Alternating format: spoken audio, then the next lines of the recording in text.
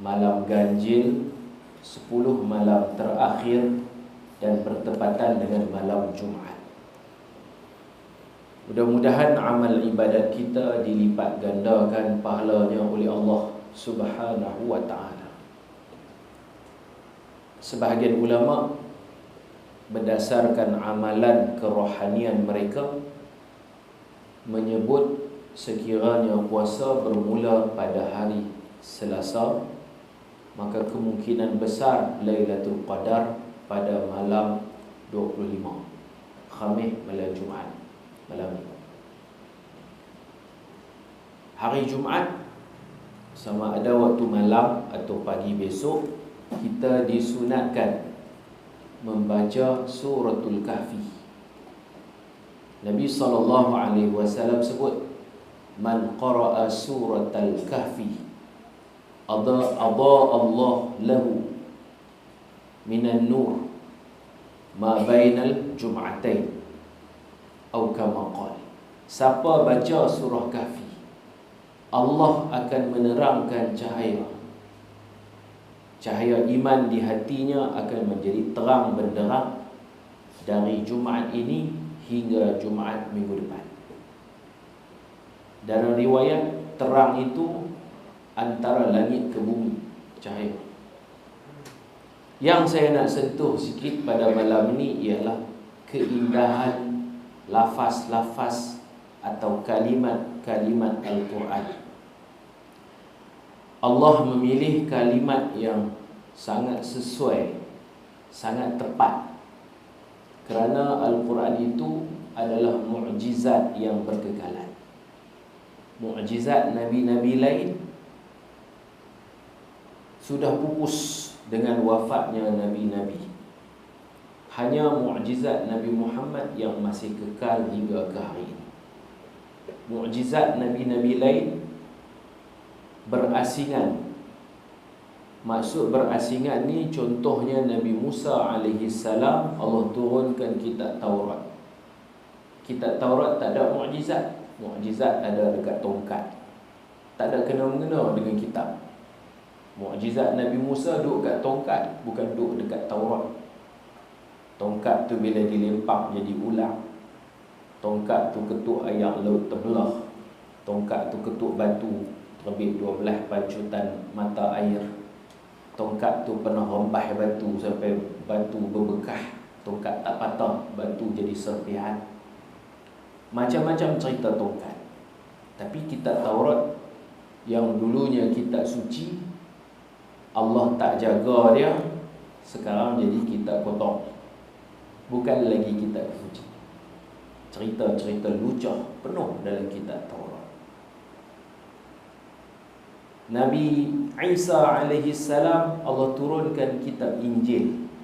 Sekarang ni berpanggil Bible, yang sudah diubah suai.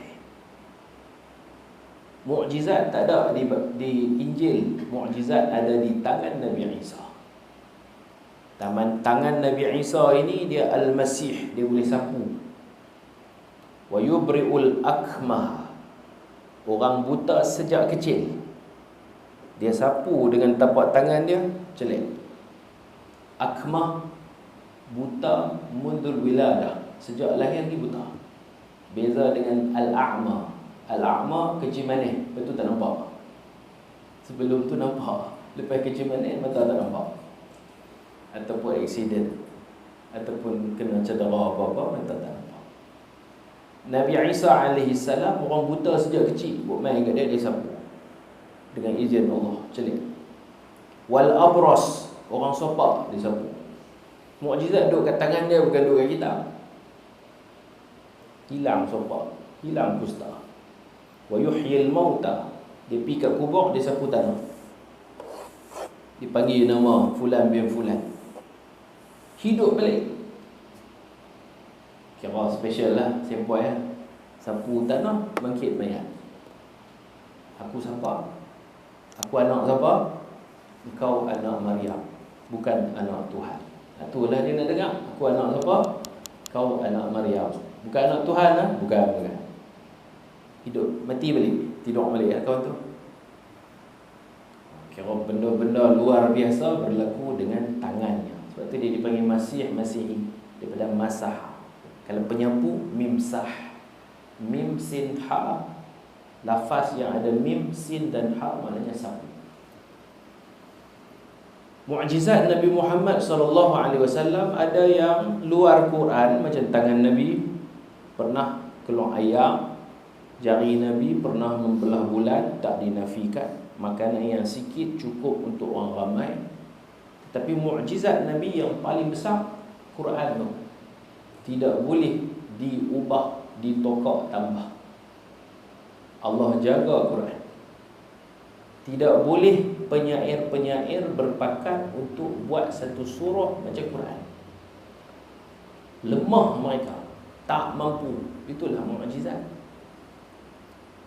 Kemudian kalau zaman sekarang terbukti Al-Quran itu memang kalamullah, bukan rekaan Nabi Muhammad.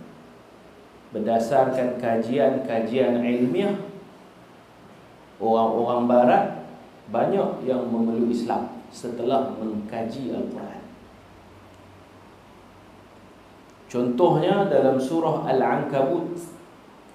Al-Ankabut ni labah-labah. Orang kalau kalut, dia kalut macam labah-labah, dia panggil kal-ankabut, kelam kabut. Kelam kabut tu mungkin bahasa Arab anta kal-ankabut, hang kelam kabut memang kal-ankabut. Sebab sifat labah-labah ni dia kalut. Dia buat sarang dia pun dia tak piling dulu. Dia asal buat. Beza dengan tukang kita kan, labah-labah buat sarang dengan bumbung pun tak ada, kelam kabut. Janji siap. Allah Ta'ala sebut dalam Quran, tanpa kita menghina labah-labah, dia makhluk Allah. Dan kita tak nafikan sumbangan dia. Dia tolong Nabi di Gua Thawr, dia buat sarang, itu betul. Tapi dalam Al-Quran Allah Ta'ala cerita labah-labah ni supaya kita tak jadi macam dia. Surah Al-Ankabut, jangan jadi kelam kabut. Labah-labah kata Allah, innal ladzina ittakhadhu min dunillahi awliya. Sesungguhnya orang-orang yang menyembah selain Allah, menjadikan lain daripada Allah sebagai pelindung hidupnya. Dia minta perlindungan dengan pokok ke, dengan berhala ke, lain daripada Allah. Hidup orang tak beriman ini kamathalil ankabut. Hidup mereka seperti labah-labah. Hidup tak tenang, haru biru, kelam kabut. Ini orang bukan Islam tu tenang hidupnya? Tak tenang. Ittakhazat baita. Labah-labah yang membuat rumah. Ittakhazat baita. Kajian ilmiah dekat huruf ta. Pasal apa Allah tak sebut ittakhadha baitan? Allah sebut ittakhazat. Padahal Al-Ankabut itu macam, kalau mengaji bahasa Arab dia panggil muzakkar. Ittakhazat baita. Labah-labah Allah letak ta taknis. Kalau mengaji bahasa Arab, ta yang Allah tambah tu fungsinya untuk betina, untuk orang perempuan. Pasal apa Allah Ta'ala kata labah buat sarang, ittakhazat, labah betina. Betul kan labah betina yang dia buat sarang? Kalau tukang-tukang rumah ni selalunya orang lelaki. Kita tak panggil orang jantan lah, orang lelaki kan. Orang perempuan mana ngerti tukang. Dia tukang buat dapur lah, buat kuih raya, jahit baju. Tapi hak ni Allah Ta'ala guna ittakhazat. Labah betina buat rumah, buat sarang lah. Rumah dia patutnya bukan rumah pun sarang dia. Rumah apa, bumbung tak ada, tingkap tak ada. Rumah ni dia mesti melindungi daripada panas matahari dan hujan. Oh, jadi rumah. Tak ada aircon tak apa, dan dia dah bumbung. Bumbung pun tak ada, dah berlubang-lubang. Lantai pun tak ada, tiang pun tak ada. Itu kita panggil salah. Orang barat yang minat binatang, mereka buat kajian. Betul ke Quran ni labah betina buat sarang? Mereka pun kaji. Kaji betul. Labah jantan tak erti bertukar. Labah jantan tak erti cari makan. Labah jantan yang dia erti makan. Cari makan tak erti, kerja tak erti, buat rumah tak erti, yang dia erti makan, ngapnya. Bila lekat di sarang, labah jantan pergi ambil makan. Betul lah Allah guna tar labah betina. Dalam terjemahan kita dia tak buah betina. Dia kata seperti labah-labah buat sarang. Katanya labah-labah dalam Quran labah-labah betina. Baru kenal. Kemudian Allah sebut wa inna awhanal buyuti la baitul ankabut. Sesungguhnya rumah yang paling lemah, paling rapuh ialah rumah labah-labah. Lemah fizikal dan lemah maknawi. Rumah dia kita sentuh macam tu runtuh. Dan lemah juga pasal orang rumah ni rumah tangga. Kalau kita buat rumah, selain ada bumbung, ada pintu, ada tingkap, kita juga mesti memastikan yang nama rumah tu ada kasih sayang. Baiti jannati, rumahku syurgaku, baru jadi rumah. Beza dengan labah-labah, rumah fizikal dia dah labuk macam tu saja. Buruk, tak siap, tak itqan.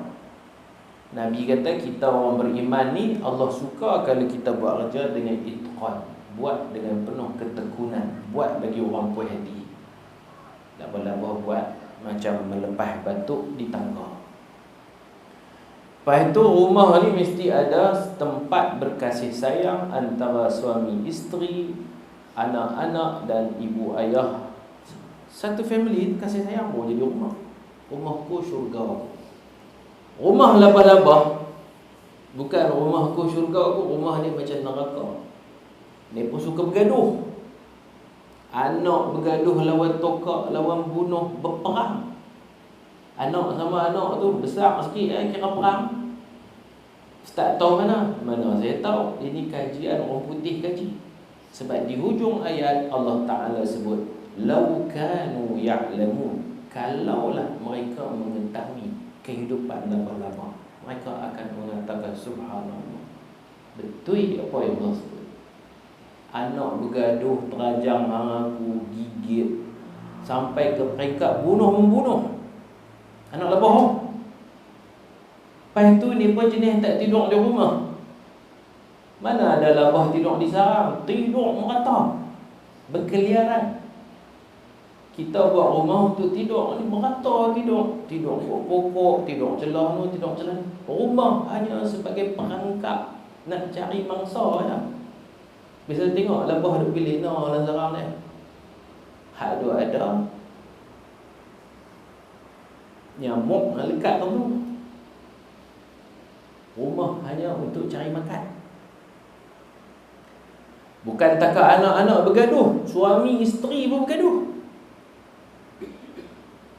Lau kanu ya'lamun, kalaulah manusia tahu, kata Allah. Melakukan hubungan, setelah melakukan hubungan kelamin, suami ini letih, dia tidur. Hak betina pula lepas melakukan hubungan kelamin, dia jadi tambah kuat, tenaga dia lebih. Apa dia buat? Dia jadi curang, dia jadi jahat. Dia tengok lelaki dia cerai, kira lena mencor malah buat sarang tak reti kira bersama dengan aku lah. Jantan lain belum buat lagi, dia gigit lelaki dia, dia bunuh lelaki dia. Lau kanu ya'lamun, kalau manusia tahu. Betina curang. Orang perempuan kita kalau bunuh kita perempuan, pisau banyak kot dapat. Betina labah-labah lepas bersama dia bunuh. Sebab jantan lain banyak lagi.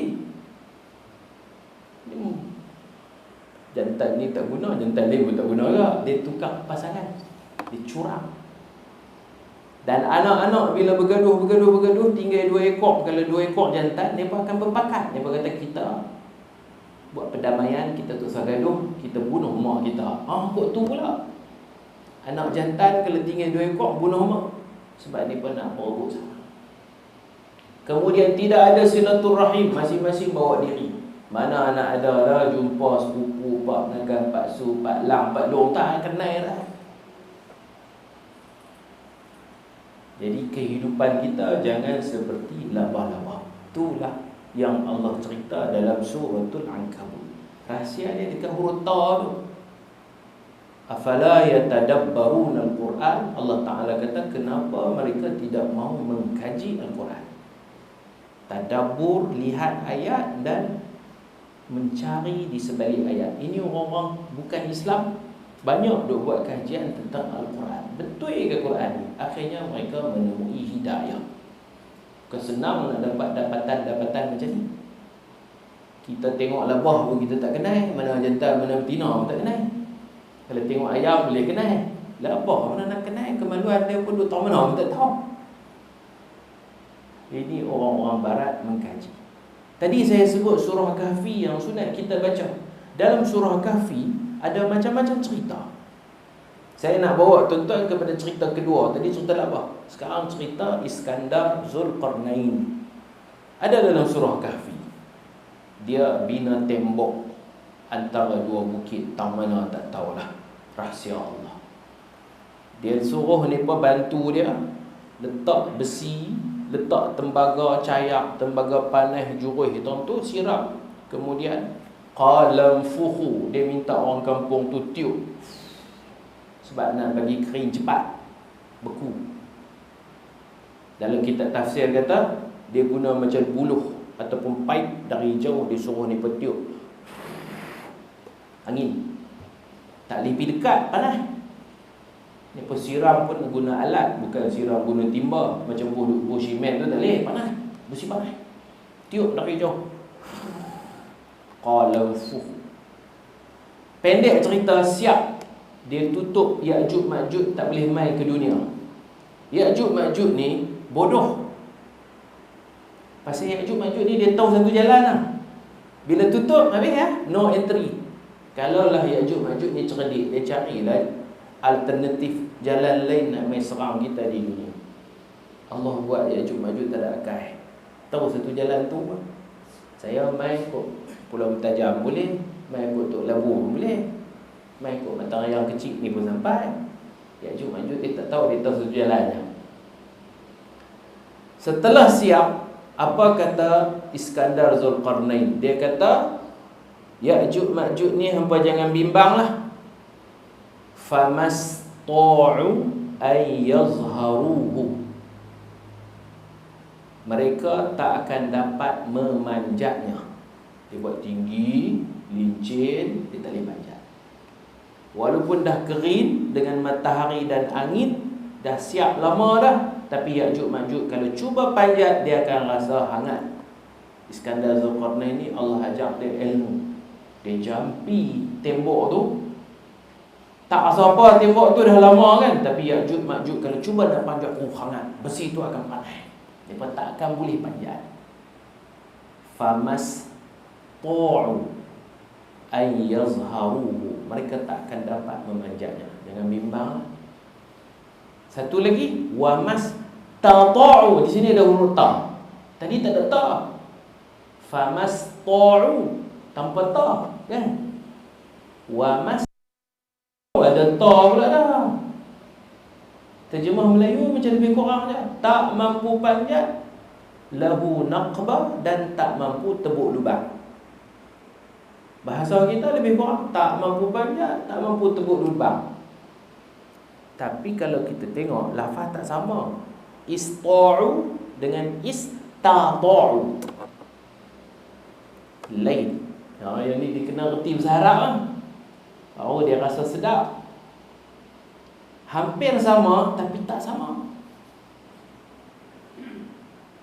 Yang ni alif sin ta, alif ain waw, ista'u. Yang ni istata'u. Pasal apa? Dalam satu ayat dekat-dekat je.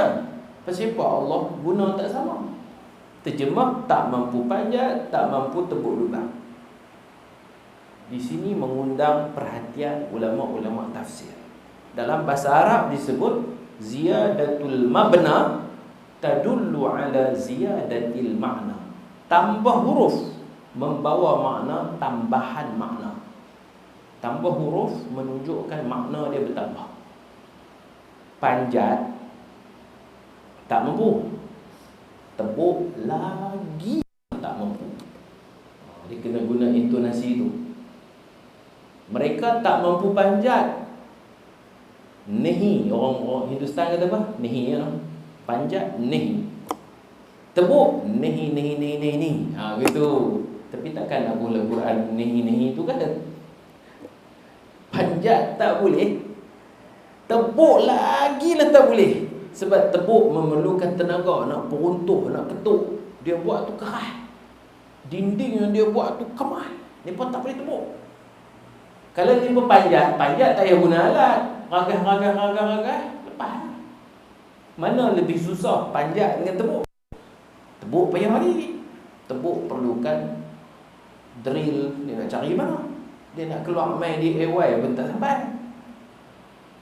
Dia guna kekuatan dia tumbuk tak jadi juga sebab benda tu keras. Kalau panjat tak mampu, tebuk lubang lagi tak mampu. Perkataan lagi tu Allah buta tu sikit. Kita kalau baca kita tak perasan, tapi kalau kita tadabbur kita kena lain. Ketidakmampuan untuk panjat syai', kemampuan tak mampu untuk tebuk syai'. Maknanya yang tak mampu tak ni lebih. Ya, tak mampu. Tebuk tak mampu. Taubat lahum tak ditebuk. Walaupun begitu, ketika Nabi SAW, Nabi Muhammad sedang tidur rehat tengah hari, tiba-tiba Nabi terjaga mengejut. Isteri Nabi tanya, Nabi apa pasal? Nabi kata, aku mimpi Nabi wahyu. Nabi buat jari macam ni. Nabi kata wailul lil arab minasyarri qad iqtarab. Kecelakaanlah bagi bangsa Arab kerana bahaya dah dekat. Bahaya apa? Nabi buat jari macam ni. Nabi kata depa dah tebuk dah besar ni. Dah berjaya berlubang besar ni lah. Kalau zaman Iskandar Zulkarnain tak boleh tebuk. Boleh dah besar ni tapi tak boleh keluar kecil. Tu waktu Nabi Muhammad cakap, mungkin besar ni. Tak tahulah besar mana. Anahliku wa fina salihun. Adakah kita akan dibinasakan? Akan kita ramai orang soleh? Nabi kata, ya. Idza kathural khabath. Bila maksiat berleluasa, Ya'jud Ma'jud akan boleh tebuk dan runtuhkan tembok.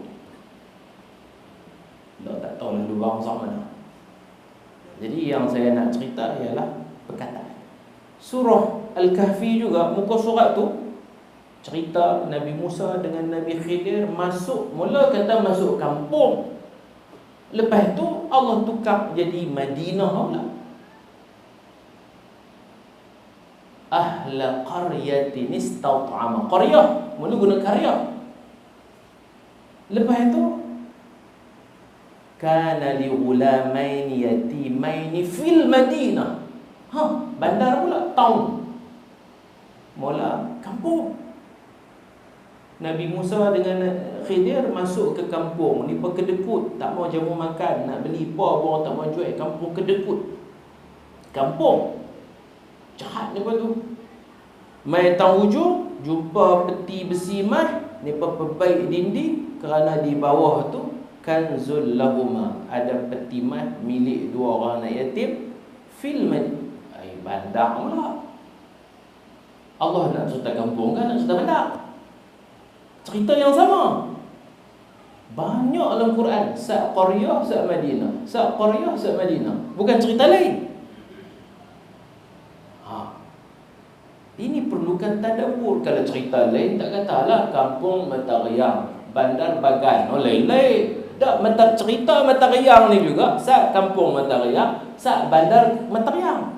Hak mana tu? jenuh kalau saya nak cerita apa sir, apa rahsia.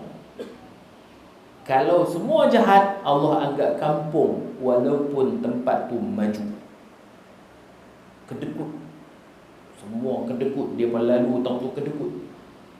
Kira matahari ni semua kedekut, Allah kira kampung.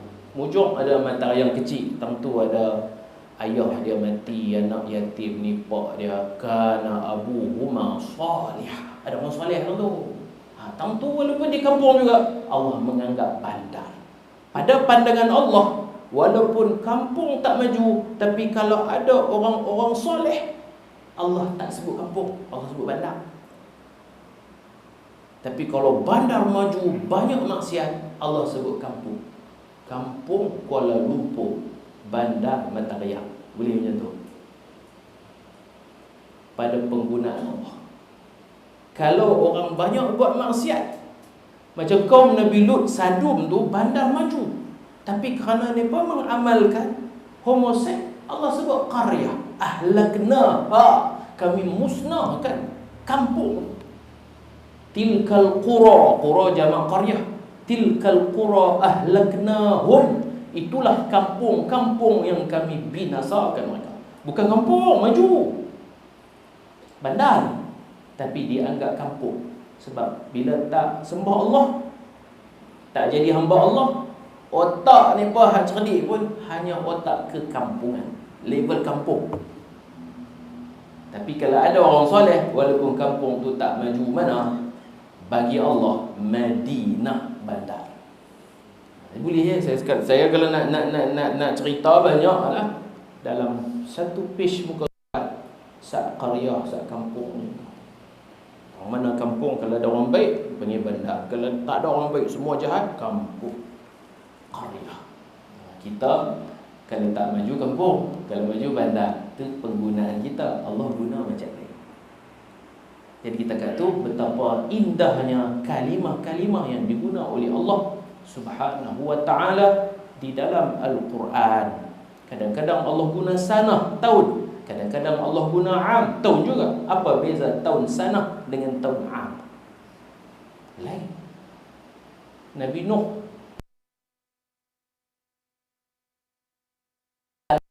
sanah illa khamsina ama. Nabi Nuh berdakwah 1000 sanah, 1000 tahun, kecuali 50 am, 50 tahun. Am makna lain, sanah makna lain.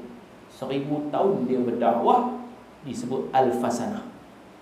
Illa khamsina aman, kecuali 50 am, 50 tahun.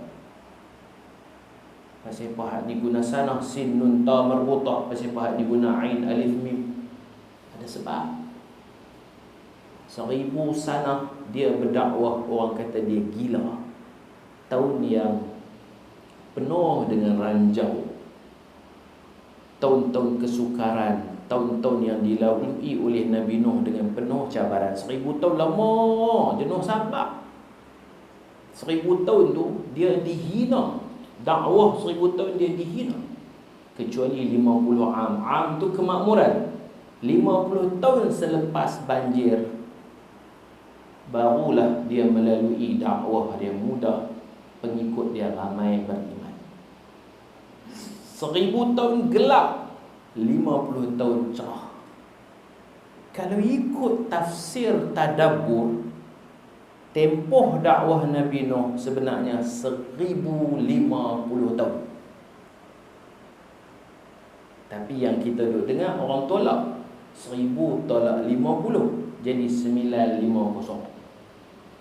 Tok guru saya di Syria kata, dah, pasal apa kita nak tolak? Sebab hak 1000 tu gelap, hak 50 tu cerah. Allah pun sebut alf sana, 1000 sana, 1000 kegelapan. 50 am, 50 cerah. Hak gelap tak perlu tolak hak cerah. Hak gelap-gelap lah. Fasa gelap dia 1000 tahun, fasa cerah dia 50 tahun. Lepas dah mampu tenggelam semua, berbaki 50 tahun lagi, dia senang lah, sebab semua taat kepada dia. Tapi bagi orang yang tak tengok hak tu, dia kata 1000 kecuali 50, dia buat tolak. 1000 tolak 50, jadi Nabi Nuh berdakwah 950 tahun. Bukan. Saya mengaji bukan 950, 1050. Dipanggil istisna munqati'. Lepas illa tu lain, sebelum illa tu lain.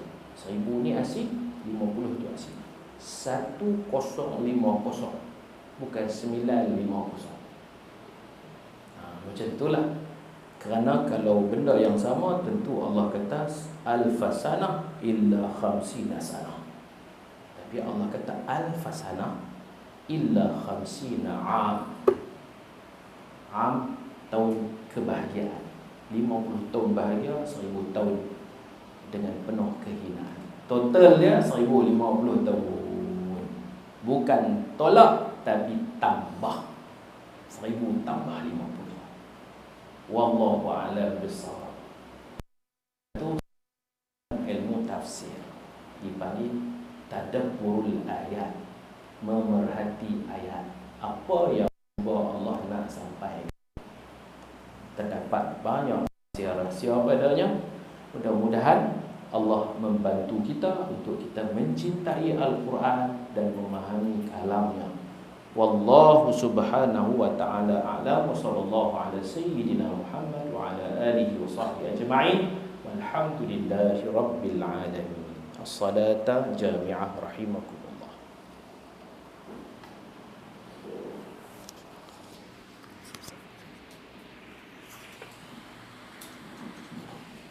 Allahumma salli ala sayyidina Muhammad